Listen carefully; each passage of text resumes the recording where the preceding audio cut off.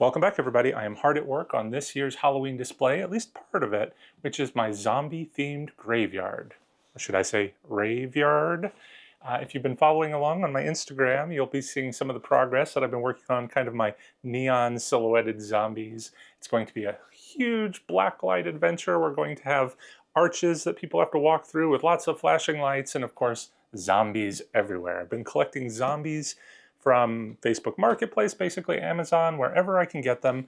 This particular one came from Amazon. It is actually a Haunted Hill Farms product, and it is called the Impaled Zombie. It is 4+ feet tall. It's basically a zombie that has impaled itself on a piece of fencing. So I thought this sign would be perfect, for like the marquee of this zone that I'm building. So basically, you're going to walk through some sort of archway. I haven't figured out what it was. Originally, this was going to be the archway, but it wasn't going to be tall enough. So I decided to make it more just like a graveyard sign, like you might see off on the side of an entryway or something. So you're going to pass through some sort of archway. You'll see my zombie graveyard sign, which is glow in the dark, so we'll see that a little bit later. And I'll have the cemetery fencing that I built kind of all around. And since this guy is impaled on a fence, I thought he would be perfect. So let's go ahead and open him up and see what he looks like. So this guy did come from Amazon. He was $180, which is a little pricey, but I'm hopeful. I've had some good luck on Facebook Marketplace this year finding zombie products, but I'm sure that luck is going to run out. So we're going to have to stick to the new products to some extent. Let's see what is inside the box. It is nicely packaged. All the parts are secured with styrofoam to keep them from banging around. Look at that. Our zombie head has kind of a really gross gash in it. We'll take a closer look at him a little bit later.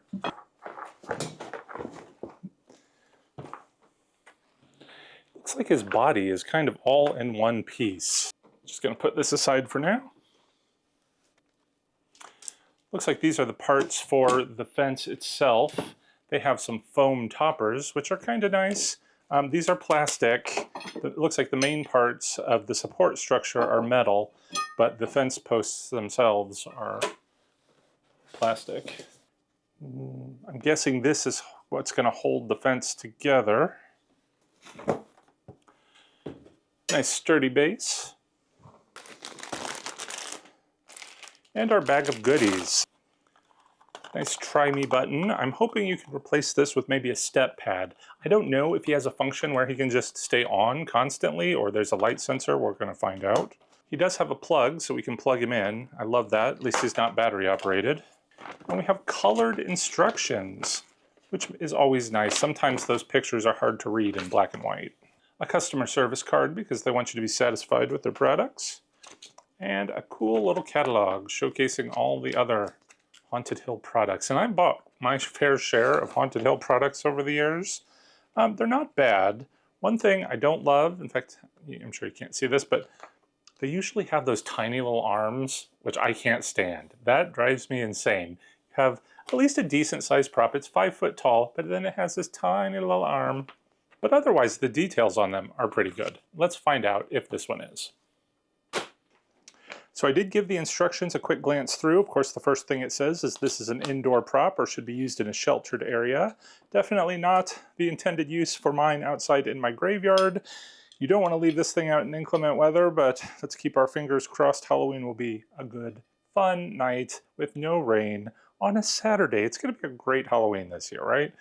All right, so first thing we need to do to get this guy assembled is put these heavy metal stakes on the base here. So there are, it looks like 5 slots for our fence posts. 2 metal ones have the push pin connector pieces. Let's go ahead and just connect these.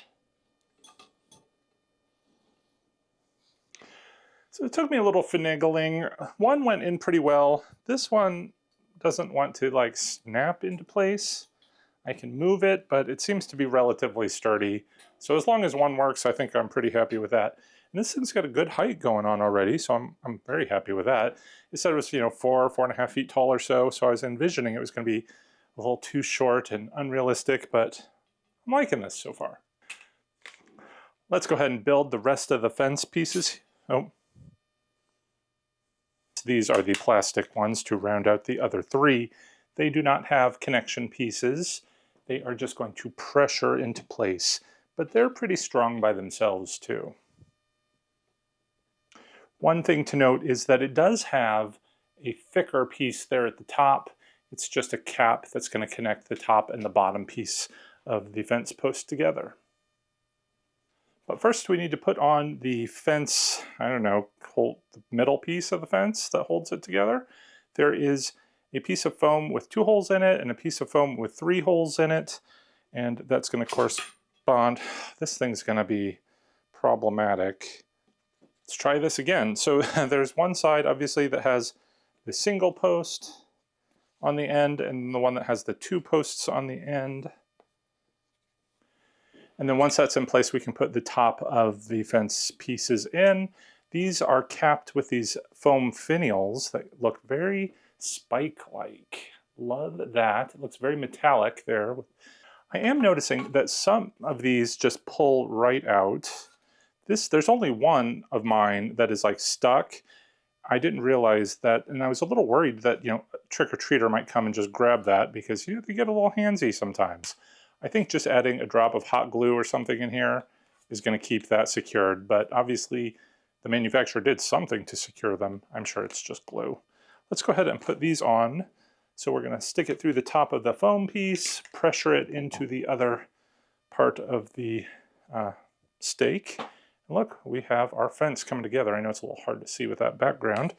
Let's put the other 2 on. I am pretty satisfied with the height of this product. It lists it again at 4.4 feet tall. I'm 6 feet 4 myself, and it still feels like this is pretty high on me. So this is like the height of a real fence. I'm very happy with the way this is looking so far.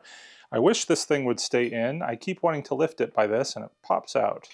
So next up, we have the body. As you can see, it has stakes sticking out through both sides, actually. There's a short stake in the bottom. The longer stakes are at the top. I can tell this is the top because we have the hood here. We've got the legs, the bottom, that you can just sort of unfold. I think once you pick him up, you can kind of see how he's going to be sort of impaled there on the fence. I guess you could probably have the arms go to the front or the back. I'm pretty sure that the advertisement shows them like in the back. We'll get to that in a minute, I guess. Let's go ahead and take a quick look at the back. So you can see there is the control box there. And the one thing I'm noticing I love right away is that it's a volume control. You know, I hate the props that are so loud that it ruins the whole display. So also on the back here, we have the Try Me button that you can plug into. I am not going to do that. The switch does have an on, I think an on-off and a sensor, but let's go ahead and plug in this cord while we have got this out here. This is at least a 7-foot cord. Just plugs in to the back here, and I'm not really seeing any way to run it down his pant leg. Oh yeah, I guess you could, but it might be a little bit more visible if we run it down the pant leg, so we'll take a look at that after we put this in place, which we're going to do now. I think, again, these arms are going to go into the back somehow. Let's position this to the side so you can see. I'm just going to take those stakes that are sticking out the back here and impale him onto the fence. They also snap together. You're going to want to put these on about the same time because otherwise it gets a little hard to get it to line up. But we got it. There it is. His arms. Let's make it look like he's really dangling on that fence. I like this. You can adjust his legs, make it look a little bit more realistic. His pants, let's just give that a little adjustment. I got to admit, it does look a little flat in the front here, but we'll take a closer look at that in a minute. The last things that we need to do are put on the head. I love this big gash in the head. Again, we'll take a closer look at this in a moment, but most of this giant gash here is going to get covered up by the hood of the hoodie. So it does slip into place. There are 2 prongs on the back 2 prongs here on the neck, or 2 slots, I should say. And then we have a connection. Let's go ahead and connect the wires. And then the head just slots in. Now, one thing I'm noticing I don't love about this is there's no way to really secure that in place. And again, when you got the little handsy kids that want to touch things, it just slides right out. But there is Velcro on the top of the head, so I think once we put the hoodie on, that might help it, you know, from being like pulled. Let's see. Oh shoot, look, it even fell out while I was trying to put the hoodie on. There we go. We have his hood on. He's looking very gruesome, impaled here on our stakes. And what's really going to pull that together and show that he has been impaled are the other finials that have the blood dripping down. These are the ones we're going to put right through here. And again, I think we could hot glue them in place because these are not going to, these don't, like, we don't put the body over these stick out of the body, so there's no reason we couldn't glue these into place. They probably just weren't for packaging, but it might be a little bit wiser to do that for Halloween again so that they don't disappear. Okay, so here we have our impaled zombie. My camera is set a little bit low, so I think, you know, if you're tall like me, you get a little bit more of an overhead view and can see his face a little bit better. Let me go ahead and bring the camera in and we'll take a closer look before we turn him on.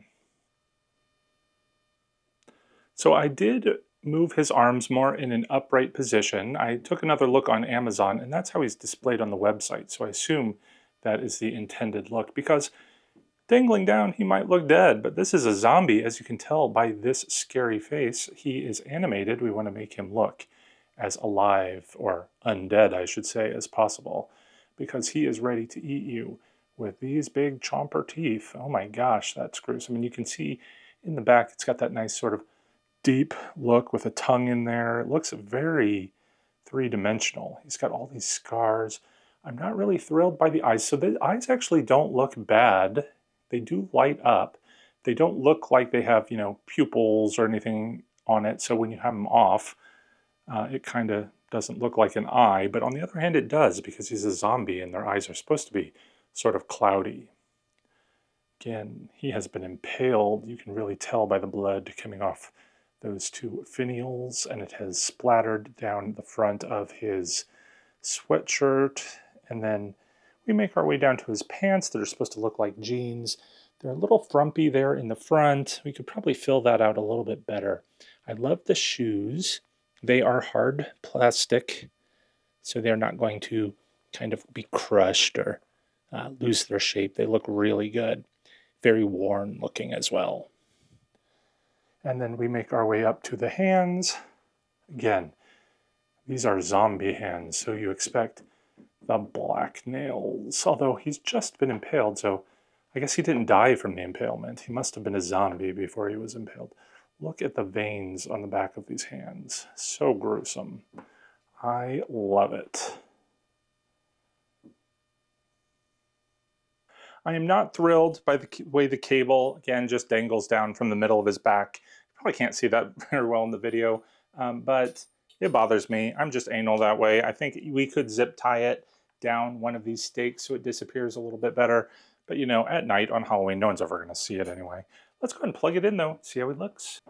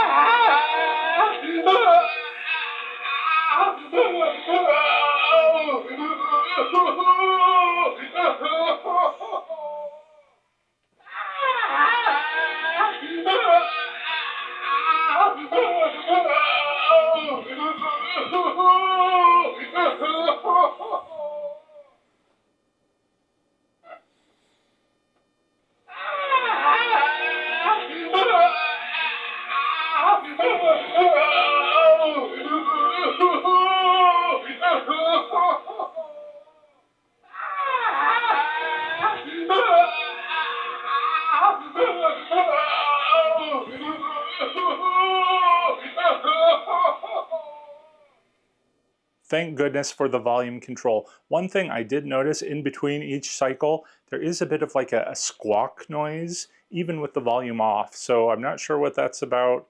You're not going to hear it in my Raveyard, but it's just something to note. Also, the eyes will turn off in between each cycle. I do love the fact that he will have this continuous going effect though. I mean, there is a couple of seconds pause between each cycle that you just saw.